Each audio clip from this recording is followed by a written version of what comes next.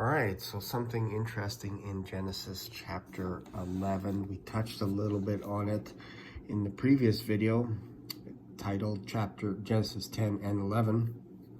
So we're going to dive a little bit deeper into Genesis 11, moving away as we move away from the Tower of Babel. So what's interesting to note that chapter 11 means bankruptcy in today's language terms. And when we're talking about finances and stuff, if someone says this company's entering chapter 11, that just means that they are in insolvency. Basically, they have to rearrange their assets and all this kind of stuff to get rid of all their debt. It's interesting that it's chapter 11. And we also have the Tower of Babel, and I touched on it. It kind of reminds me of the Twin Towers that fell on September 11th. That's just kind of a coincidence that it's chapter 11 here, but they kind of look like two towers. Anyways, I'm not going to dive too much into the building of the tower and all this kind of stuff because we touched on that, but I'm going to jump into Shem's lineage to Abram. These are the generations of Shem. Shem was 100 years old and begat Arphaxad 2 years after the flood. So we're basically following the lineage of Arphaxad all the way down to Abram. So just keep that in mind. But it's interesting that Moses wrote that Arphaxad was born 2 years after the flood, and this would have been the third son that Shem had. Because Shem would have been born 2 years after Noah began building the ark. So Noah was 500 years old, and when he was 600 years old, the floods came. Shem was 100 years old 2 years after the flood, meaning he would have been two years into Noah building the ark, which is kind of interesting.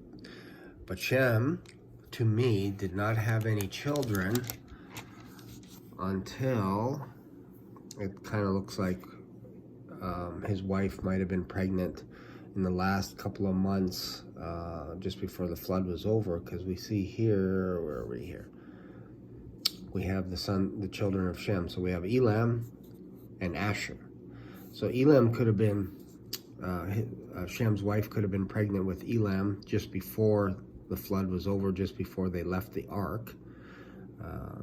And then after they left the ark, she could have, within a year, could have had Asher, and then a year later, Arphaxad. And this is who we follow. We follow Arphaxad. And then there's Lud, and then Aram. So we're actually following Aram's descendants, I believe. All right, so let's just go on here. Yeah, sometimes take off your shoes and socks to figure this stuff out. Shem lived after he begat Arphaxad 500 years. I'm not going to read all this stuff, but basically we get down to Eber. Selah begat Eber 403 years, begat sons and daughters. Eber begat Peleg, and Eber lived after he begat Peleg. Peleg lived 30 years, begat Reu. Peleg lived after Reu. Reu 209 years, and then Reu begat Sereg, and all the way down here we go. Sereg lived 30 years and begat Nahor. Sereg lived after Nahor 200 years. Nahor lived 29 years and begat Terah. Nahor lived after begat Terah 119 years and begat other sons and daughters. Terah lived 70 years and begat Abram, Nahor, and Haran. To me, these are triplets. Abram, Nahor, and Haran. Now, these are the generations of Terah. Terah begat Abram, Nahor, and Haran begat Lot. This is where we get Lot. Haran died before his father, Terah, in the land of his nativity, in Ur of the Chaldees. So Haran died. If you read the book of, I think it's, what is it? is it the book of Enoch or the book of Jubilees, get a little bit more explaining why Haran died. I think he offended the Lord. And Abram and Nahor took them wives. The name of Abram's wife was Sarai. Name of Nahor's wife, Milcah. This is important down the road. The daughter of Haran, the father of Milcah, and the father of Ishka. But Sarai was barren. She had no child. I believe this was because God did not want any of Abram's descendants to be born in Ur. So they moved, and they're also idol worshippers. Back then, both Abram and Sarai were idol worshippers. Verse 31, Terah took Abram his son, and Lot, the son of Haran, his son's son, and Sarai, his daughter-in-law's his son Abram's wife. They went forth with them from Ur to Chaldees to go into the land of Canaan. So they were on their way to Canaan when they came to Haran and dwelt there. And the days of Terah were 205 years, and Terah died in Haran, because this is where Haran used to live. And then I guess he moved to Ur to be with his dad, and Haran died there, and then Terah died in Haran's land. This is what I mean. Land is named after people back in the biblical days.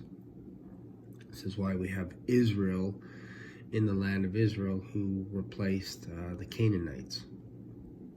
So that is basically it for chapter 11. Hopefully I can make a video on chapter 12, but it's kind of interesting that just a special note was made that Shem was 100 years old, so we can get now a timestamp of how old he was after Noah started building the ark. It's kind of cool. Hope you got something out of this. If you have, subscribe as we go through the book of Genesis together, finding interesting things. See you later.